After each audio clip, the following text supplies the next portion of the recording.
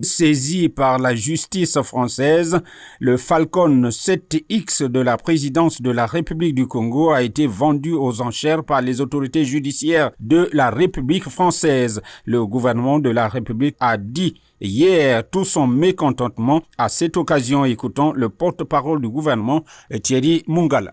En effet, le ministre Jean-Claude Gakosso, ministre des Affaires étrangères de notre pays, a reçu Madame Bodoni, ambassadrice de France au Congo, pour lui faire part du mécontentement du gouvernement congolais à l'encontre de ce qui s'est passé il y a quelques heures, c'est-à-dire la vente aux enchères par les autorités judiciaires françaises de l'avion présidentiel congolais, donc un avion appartenant à la République du Congo, servant d'avion de commandement du président de la République, portant les armoiries du Congo, le drapeau national, et tout cela n'a pas empêché le juge français de procéder à la saisie puis à la vente aux enchères de cet avion, qui a d'ailleurs été bradé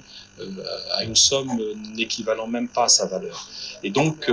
Madame Bodoni, qui n'a pas été appelée en tant que personne, mais elle représente son État, bien entendu, et nous avons parlé là de relations d'État à État, et le ministre Jean-Claude Gakosso a exprimé au nom du gouvernement congolais ce mécontentement. Il lui a par exemple signifié que dans la coutume internationale, dans toutes les conventions qui ont été signées par les États dans le monde, il y a un principe, c'est l'immunité des biens qui appartiennent de manière souveraine aux États. Par exemple, une ambassade qui se situe dans un pays étranger ne peut pas être saisie. Par exemple, en principe, un compte bancaire appartenant à une ambassade à l'étranger ne peut être saisi. De même, par extension, un avion appartenant à l'État congolais mis à la disposition du président et exclusivement à sa disposition ne peut pas être saisi et encore moins vendu. La République du Congo utilisera tous les moyens de droit parce que la procédure n'est pas terminée, les procédures sont encore en cours pour obtenir que le juge finisse par dire le droit et nous espérons